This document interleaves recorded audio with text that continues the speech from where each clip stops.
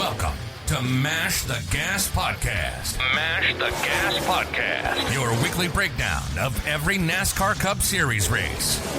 Here are your hosts, Kevin Batstone and Jeff Davis. Welcome back, race fans, to another episode of Mash the Gas Podcast. Thanks for your continued support of this program. Be sure to mash that subscribe button on any platform you're listening to so the episodes come right to your device. You don't even have to worry about it. And while you're out and about scrolling around, be sure to visit our friends over at thescarsfoundation.org. Click the link down below and get involved. We are here today to break down all of the action from the Coke Zero Sugar 400 from the Daytona International Speedway. Joining me now, Jeff Davis, who mashed the gas the hardest this weekend. Well, Kevin, I'll tell you what, we always have to give it up to the winner, getting his first career win, his first win of the season, and it might be his last Cup career win ever. And the 100th win for the Wood Brothers, you got to give it up to Harrison Burton, Kevin. You know, what a cool thing for the Wood Brothers, for that 21 car. You know, that 21 car has definitely found victory lane, you know, plenty of times at Daytona. But I did not have Harrison Burton on my watch list going into Daytona. But that's what's great about super speedway racing. You know, we have the field is so even. If you can survive the big ones and not get caught up in the wreck, anybody has a shot to win this race. And look, 21 did a great job. He put himself in position. You know, he took the lead there at the end, a good momentum on the outside. Kyle Busch kind of got left out to dry on the inside. And he said, you know what, I'm going to hold this thing to the line. Got a little bump, went down below the yellow line. We thought for a minute they were going to pull it back, but it looks like he wins this thing fair and square. Yeah, he sure did. And, you know, if you really think about it, Kyle Busch, he really could have pulled an Austin Dillon. I mean, I know last year we called it getting Chastained, but he could have gotten Dillon real easy, old Harrison Burton. But Kyle Busch, he ran him clean. And I think a lot of that might have had to do with what happened with Austin Dillon, as far as, you know, he was on him, he was running him, but he did not intentionally wreck him. And, you know, old Harrison Burton, and you and I were talking about this a little bit earlier, the first driver born in the 2000s to actually win a Cup race, Kevin. Well, I'll tell you, that makes me feel pretty old, Jeff. I know you got a couple years on me, so can only imagine how that makes you feel. But that just, look, it just shows that the new generation of drivers are here.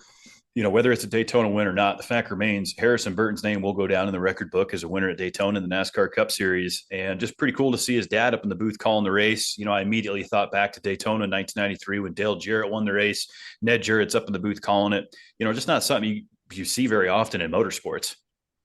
You know, that was so cool to see Jeff Burton up there, just totally jazzed. He was stoked out. He's like, and good for him. You know, his whole family was really, really excited. Can't blame him because, you know, we don't know what the future is going to be like for the 21 of Harrison Burton. We obviously know he's not going to be with the Wood Brothers next year. Doesn't have a ride right now. Will this help elevate him into maybe getting a ride next year in one of the series? I don't know, Kevin, because another thing I kind of wanted to talk about is the playoff system. I mean, it's hard to take someone who's dead last in playoffs as far as points goes, and all of a sudden he's catapulted into the final 16. What are your thoughts and feelings on that, Kevin? Well, I think that it's, you know, that's kind of the rule book and the hand that everybody's been dealt. You know, I think everyone knows that that's the playing field going in. Everyone has Daytona circled on their calendar for this exact reason. You know, we talk about it every year when the schedule comes out. Okay, there's Daytona in August. Who is going to punch their way in and upset somebody out of the top 16, or upset somebody that's worked hard to be on that battleground in points in the top 20? That's just the way this system goes. And until NASCAR changes that, you know, these guys are doing what they need to do to get into the playoffs, whether we agree with it or not. I mean, you know, we all agreed with Austin Dillon a few weeks ago before they yanked that playoff contingency that he was going to be out in the round of 16. And I would say the same about Harrison Burton. So I think it does bring up a lot of, you know, questions and concerns about, is this the correct format? Should we change it to, you have to be in the top 20 in points and win to be in? You know, there's probably some things that need to be tweaked there. You know, there might be, but we're all playing by the same rules as far as, you know, drivers go. So they know, you know, if you win, you're in. But it's hard for some of these guys like, you know, Chris Buescher, Bubba Wallace, and even Kyle Busch, who are, you know, pretty much there. Well, Busch isn't really on the bubble. He's 106, 108 out, something like that. But someone that's right there on the bubble, like Buescher and Wallace, who've been fighting their ass off all year long and, you know, consistently in the mix with the points and being able to be in contention for a playoff spot. And then you get someone just out of the blue because it's on a super speedway race and they're able to avoid the big one. We saw a number of cars get taken out this last weekend. A lot of money got tore up. I'm sure this is costing a lot of these owners a lot of change, man. There's a lot of cars tore up in this one, Kevin. There definitely was a lot of cars on the hook, a lot of bent, frames and, not too many tempers this weekend at Daytona, but a lot of talks about cars going up in the air. We touched on it with Corey LaJoie in Michigan last week. We saw the 34 of Michael McDowell go up. We saw the 4 of Josh Berry go upside down over and into the wall, which looked absolutely terrible until Berry, assured us that it really wasn't that bad inside the car. So, again, another big conversation NASCAR is going to have this week is how are we going to keep these cars on all 4 wheels? We go to arguably the fastest track, Michigan, where we don't have any restriction over 200 miles an hour, onto Daytona, which is just raw, flat out. At any moment, these cars can go up. But the good news is, Jeff, we're not seeing injuries when these cars go over, and I think that's a good sign of and that's something that should be focused on. I understand it's scary when cars go upside down, but that's been a big talk of we got to get this straightened out. But nobody's really been injured, Jeff. And that was a hard hit that the 4 of Berry took. Yeah, it really was. I mean, again, we talked a little bit about this last week as far as the safety that NASCAR's implemented in these cars. And, we were mentioning, you can take a turn into turn 1 or turn 2 at, 180 miles an hour and hit that dead on. And that's a much harder hit than flipping, 5-10 times. I mean, look at last year when Ryan Preece flipped 13 times. And which is another thing I did want to bring up, Kevin. He flipped 13 times. He was able to get out of the car. I know he was a little bit sore, but it could have been a lot worse if he hit straight dead on, even with the safer barriers. But, last year they're like, okay, we're going to fix this. We're going to take out the grass. If you take out the grass, we're not going to see these cars flip. Well, proved them wrong this weekend. We saw a lot of cars flipping, and it wasn't because of the grass. And it also wasn't because of the other piece they put on the back side of the car, that extra fin on the right-hand side to help kind of keep the cars lower as far as keeping them on the ground. So, I don't know, Kevin, what are your thoughts on that, man? Well, I think that there's all these scenarios are happening that haven't necessarily happened before. We only have so many, races under our belt with this next gen car, and especially on a track where, we have opportunities to go 3-4 wide and get cars upside down. So I just think that these guys have learned enough to change their setups a bit, change their driving style, to push the envelope a bit to where we're now seeing these cars get upside down. I do think removing the grass from the back straightaway was a good move. Saw a couple instances in the Xfinity race and even a couple of the others that these cars were going down there. And if you compared it to a similar wreck of a spin coming off 2 or getting nudged down the back straightaway, you would have saw the car catch the grass and just keep going, because it's basically like trying to stop on ice, where now they have a lot more opportunity to get grip, get the car pointed the right way, maybe keep it off the wall. So positives there. It definitely didn't do anything about keeping the car on all 4 wheels. That's for sure. But, just fortunate when Josh Berry had that hit and we were red flagged, it didn't look good. I mean, I think we were all kind of sitting around going, man, this is, not going to be a good situation. But Berry said, he was like, man, that was nothing compared, like we said last week, compared to a hard hit going into the wall at Texas down the back straightaway, or, wrecking in other places. It looks a lot worse on TV. So, from a safety perspective, NASCAR is doing right. The piece that they put on the car for Daytona obviously didn't work. I think that's going to need more time in the air tunnels and in the R&D department, probably in the off season.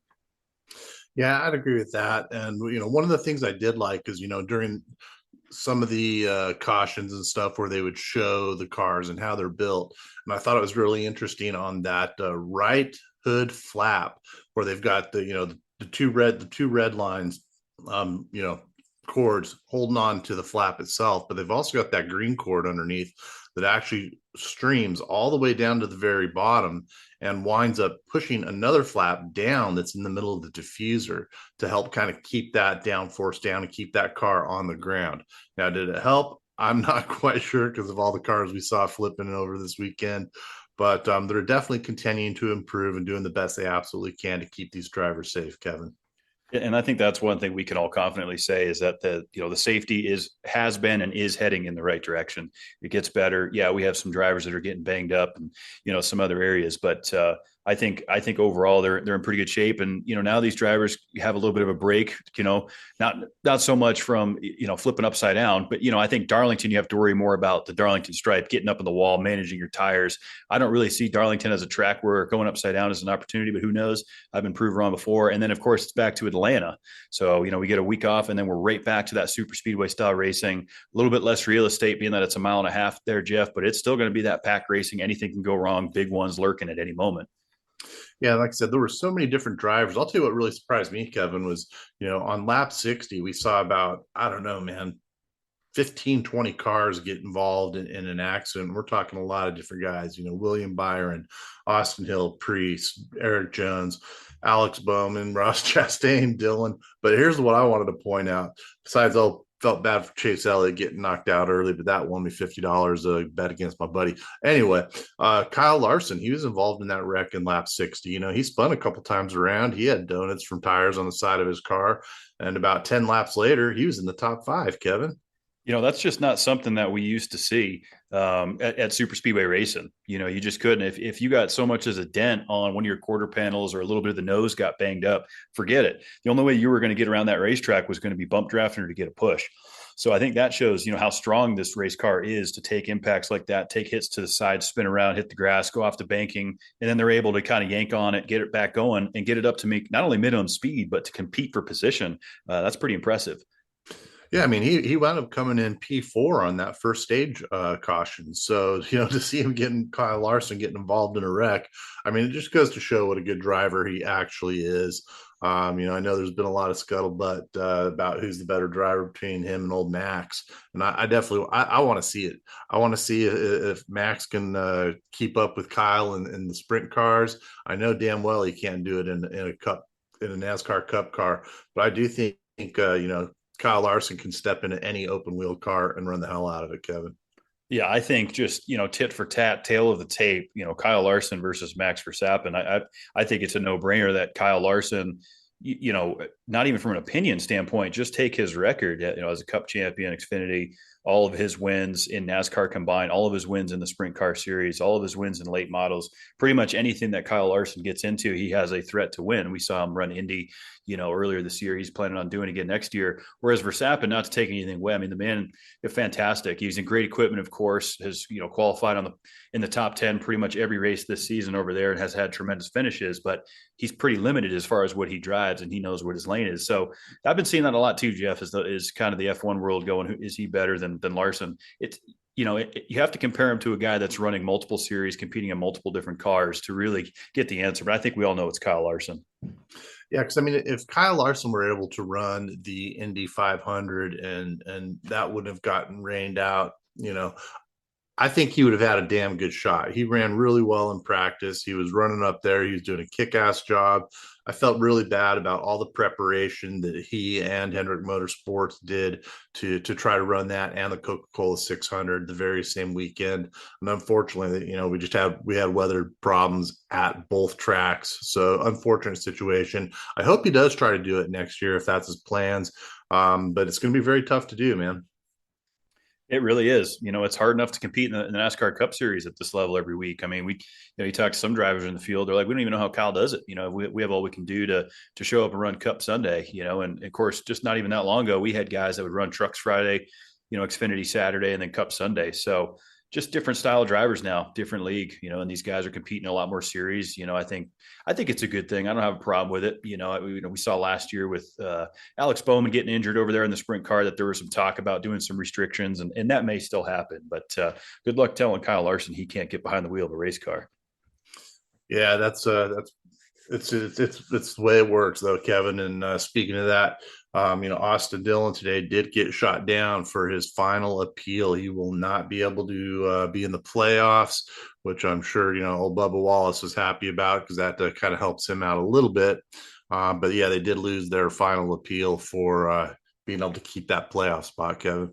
Yeah, and I figured NASCAR was going to stand pretty firm on that, but I think RCR, from their perspective and their camp, I understand it, why they appealed it, and we took it to a final appeal. You're going to push that thing all the way. So no surprise there that those guys took it that far. I think anybody would have done the same, but I didn't see NASCAR budging on this. And I think all in all, it's a pretty fair penalty. What they handed down to the 3, it sent a clear message.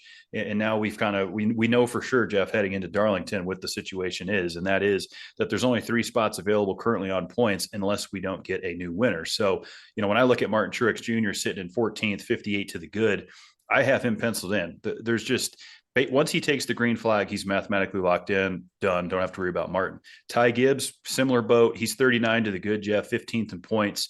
I mean, barring him finishing dead last, not qualifying the race, I don't see him not making it. It's really going to come down to Chris Buescher and Bubba Wallace on a points deal if we don't see any of those names I just mentioned win the race. Yeah, and another thing that really got me this weekend was Denny Hamlin getting that L2 penalty for the engine rules violation, which was committed by TRD. Hamlin lost 75 points, 10 playoff points.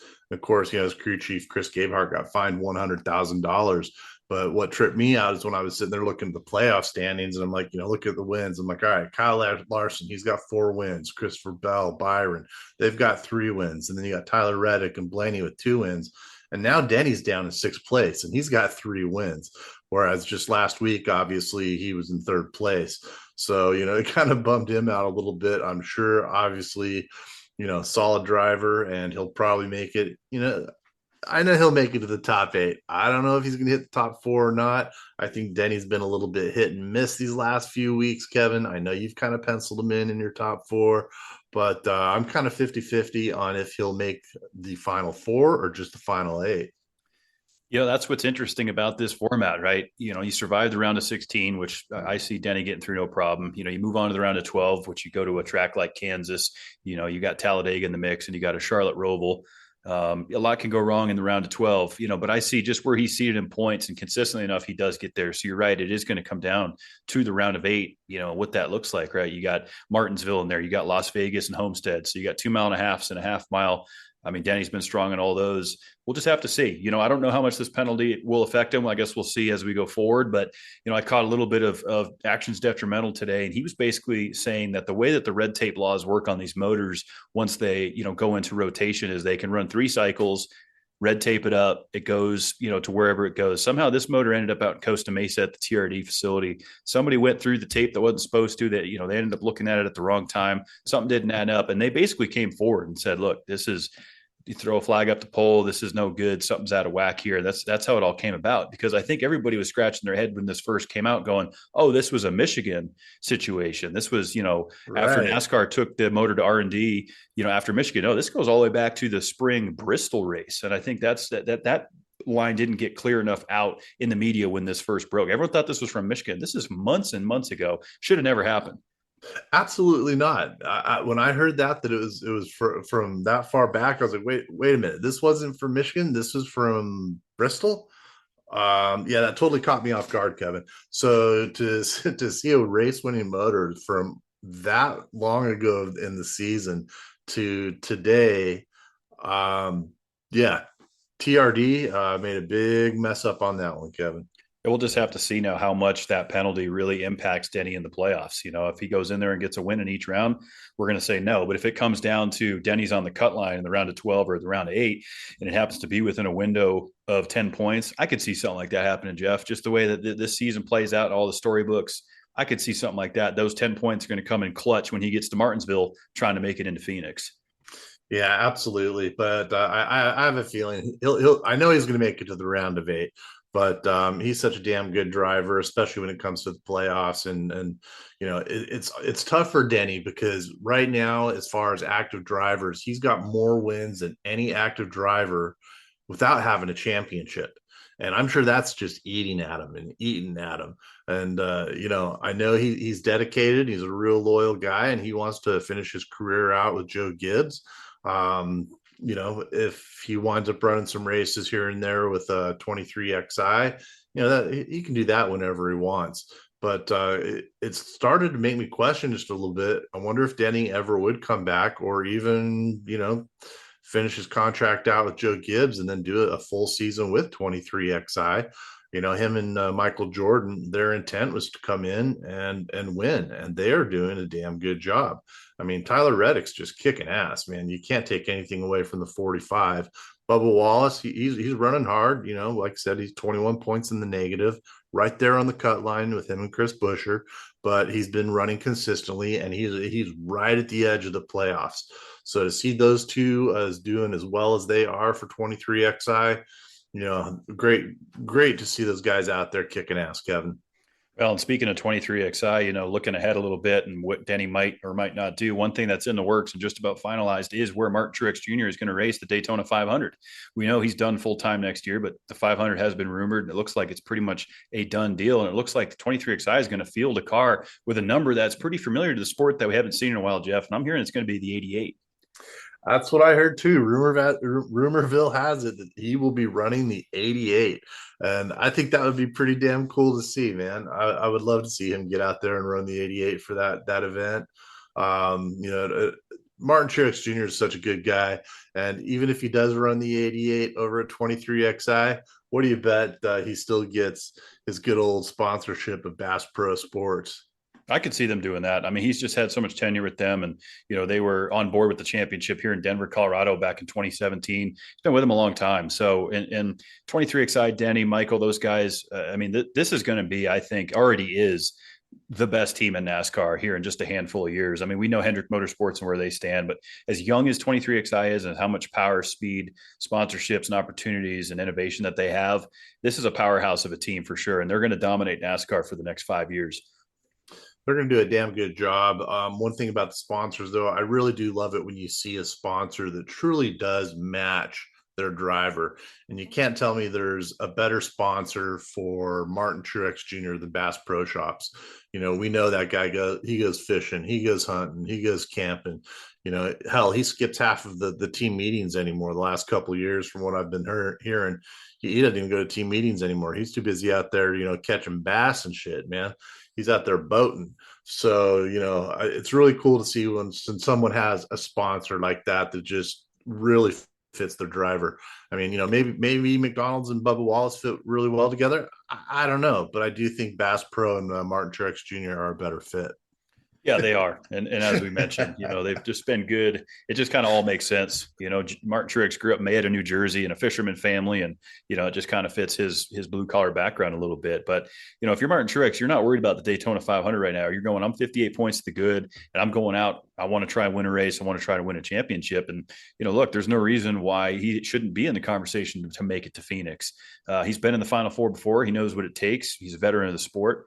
He just hasn't gotten that win this season yet, Jeff, to give, I think, not only himself, but everybody around him and the media and the sports and fans watching going, is Truex washed up? That's what everyone's saying, oh, he hasn't won. He's washed up. It's over. He stayed too long. Should have retired last year. Well, I think Truex wants to go out with a bang here, as everybody does. We're pulling for Harvick. We were pulling for Smoke. We were pulling for Gordon all in their last season. And I think everybody in the grandstands would love to see the 19 do it. And I think he is, Jeff. I don't know if he's going to win Darlington per se, but I do think the 19 finds victory lane between now and Phoenix.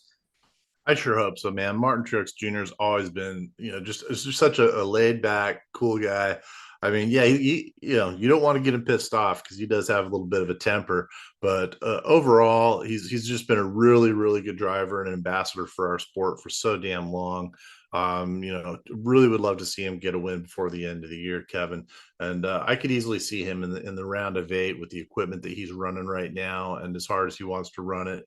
But it's tough, man. Like you just said, you've got guys like, Gordon and Jimmy Johnson, the number 4, Kevin Harvick, all these guys wanted to go out on top. It's just hard to do. And the sad thing is all these guys are younger than me. So obviously I'm too old to win a championship, Kevin. Well, I mean, who knows anymore, Jeff? Everyone gets a trophy and you just might be included in that. So I'll pull a Mark Martin, man. I'm going to run till the day I die. But hey, speaking of old guys, man, did you know that it was 25 years ago at Darlington Raceway when Jeff Burton was leading, got caught up in a wreck, and then while he was in the middle of the wreck, it just started downpouring. It rained so damned hard. He got out of his car after it was done spinning, and there were about 3-4 other cars that were all caught up. He gets out of his car and he's all cursing, looking into the car and shit. And then he notices they threw the red flag and he won the race. Good old Jeff Burton, 99, Southern 500 down there. It was a great season That was awesome. It was a great season for Jeff Burton. He was running the 99 car, Exide batteries back then. So yeah, that's a good old throwback there. Absolutely. Yeah. When I saw some of that this afternoon, I was like, man, we gotta pull that up on the cast tonight, man, because that's truly great. And Jeff Burton's a great guy, man. And like what we were talking about a little bit earlier, it was pretty damn cool to see him up in the booth when his son won. Absolutely. Yeah, I was super stoked for him. And I know Letarte was happy for him. And of course, Lee Diffie's first race up there, excited. Everyone's you remember when he said, Jeff, your little boy has done it. Just a pretty exciting moment. And then to see him run down and celebrate with his son. And Harrison was pretty calm, cool, and collected about the whole thing. Kid works hard, and he comes from a good, honest family of racers. The Burton name's been in the sport a long time. He put it up there with the Elliots and Earnhardts. They've been around, and they continue to show up at the racetrack and be a threat. Ward Burton's kid, Jeb, his name is still, in the sport. So the Burtons are always going to be, a staple of this. But how cool is that, man? That's just something you don't get to see very often, like a father-son moment. Dad's calling the race, son just won it. Yeah, it doesn't get much better than that. And to see Harrison Burton's mom, Kim, down there just on top of the pit box, just crying and just going ape shit. She was loving it. So like I said earlier, and I wasn't trying to take a dig at him when we first started the cast about hey, this is his first win and probably his last win in the Cup Series. I know that was kind of crappy to say, but either way, super cool to see. 100th win for the Wood brothers. That was awesome. But one of the other things I wanted to talk about, which I thought was crazy on this race, is when Denny Hamlin was pulling out of his pit stall and he had fire coming out the front of his exhaust, and that exhaust caught the gas on the back end of the 99 of Daniel Suarez and melted the ever living shit out of his car. Man, that was like just some of the crazy shots I think I saw of the whole race. That was definitely a wild, situation, and just kind of a one-off scenario. I mean, we see cars coming in off pit road all the time, fuel, raw fuel leaking out onto the ground, whatever. I mean, sparks from, a lug nut or a single wheel hub come flying off. It's just crazy the way it went down. And what was also interesting, obviously with Suarez then having to get out of the car, he was checked and released. He was eligible to climb back in and go back out and race because there was technically no damaged vehicle policy. There was no on-track, incident there. It was labeled as a mechanical situation. So he would have been eligible to go back out and race, but he said the car was just too fried inside. Some of the electronics were cooked, no digital readout. But that was a pretty wild, definitely a wild shot there. Yeah, it really was. And, if you think about it, back before we had that rear diffuser, those pipes weren't shooting out the sides of the car. So if the pipes wouldn't have been shooting out the side of the car like they are now, that fire never would have happened on the old 99. But yeah, he was up in flames. I did kind of find it amusing, when the officials not the crew and the officials are standing there like, well, they're opening up the trunk and checking out what's on the inside. I'm like, yeah, how much room can you fit in that trunk? Yeah, right. Yeah, you're not going to be carrying your groceries home in there. That's simply where the fuel cell and the fuel pickup is. But yeah, kind of a crazy deal there. Don't know what they're going to do going forward to prevent that. We see fires, cars come in smoking and dumping raw fuel, but just the way that happened, I've never seen something like that happen on pit road. No, neither have I. That was absolutely crazy. And, I felt kind of bad because Coca-Cola, came in with Chase Elliott. Car looked damn good. And they throw one out to Daniel Suarez. And, didn't take too long in that race before that shit was on fire. Pretty wild for sure. That was just one of, amongst many on-track incidents. A lot of wrecks in this one, Jeff. I mean, the big one happened early. It happened in the middle. It happened late. And a lot of lead changes too. That's one thing we could say about Daytona. The first stage had more lead changes than we had seen in 13 years at Daytona. So, is that a case that the NASCAR racing is the best that we've seen in a while? It's super speedway racing. We're comparing it to a time where it was just a conveyor belt, single file until the end when everybody went for it. This is just that style of racing. That's why people go to Daytona and Talladega and even Atlanta here in 2 weeks. That's the product of it. And I think everybody knows that. And that's why, Kyle Busch, I thought Jeff was very calm, cool, and collected in his interview. We have so many years of experience of seeing him bitch, moaning, and complaining. He was calm and cool. He said, look, we're going to go to Darlington and try and win. I think this has been the most humbling season for Kyle Busch, in his personal and professional career. Yeah, and he really has toned it down these last few interviews. He's just, like I said, he's humble. He's holding it together. He's like, yeah, we would have liked to finish better, but we had a car, like even last week, we had an 8th place car, finished P4. Happy for us and the team. I think they're making some momentum. I think they're doing well. But as far as like you were talking a minute ago about the super speedways or what we call plate racing, whatever you want to call it. I like the stage breaks because like you said, back in the day, it was just a conveyor belt. It was just single cars the entire race until we had about 30-40 laps to go. I remember a couple times when Junior would be in the top 5, and then he'd just scoot on, mosey on over to the bottom, and then he'd just let everyone pass him. He'd sit about 20 car lengths behind, and then he'd just wait till about the lap 40, and then he started hauling ass. Can't do that anymore. So like you said, to see 40 different lead changes in this race, that's a lot of lead changes and 16 different leaders.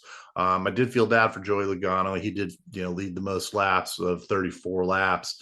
So to see him get taken out again, it's just a product of the environment of super speedway racing, Kevin. But I think some of the veterans are just so accustomed to it.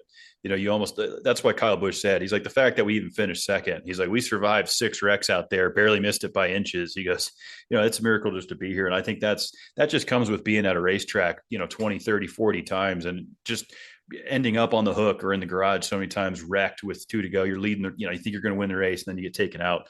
I think that the old time veterans, they just know that's just a product of plate racing, of super speedway racing. And, NASCAR thought it'd be a good idea to put it right here, 2 races before the playoffs. I still would rather see this race return to the 4th of July weekend, just because I'm an old school NASCAR guy. And we haven't seen the final schedule yet for next season, Jeff, but I'm hoping that's the case. Yeah, I hope they do change it up as well, man. Because I was sitting there looking at one of the big ones a minute ago.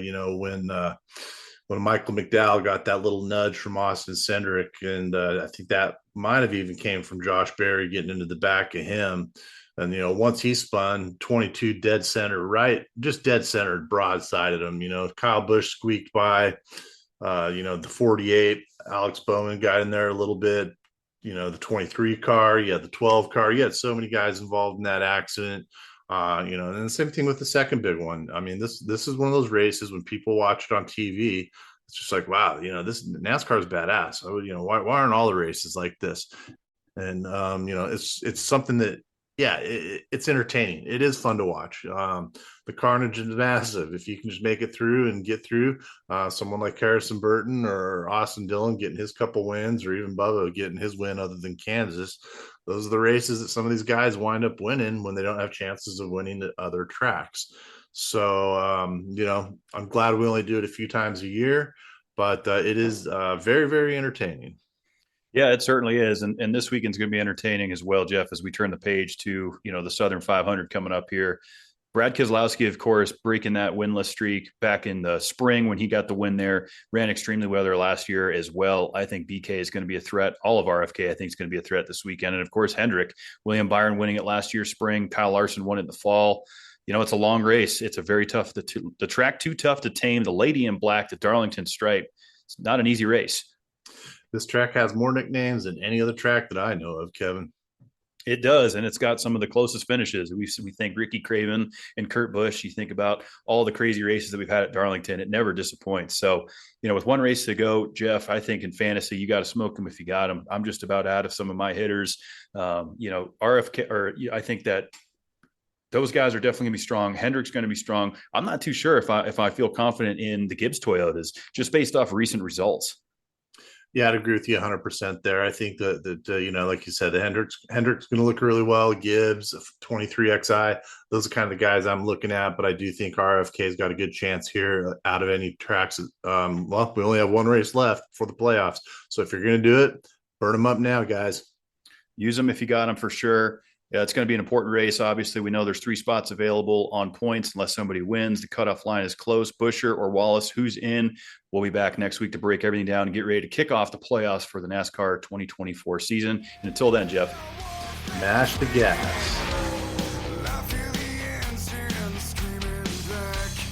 I feel the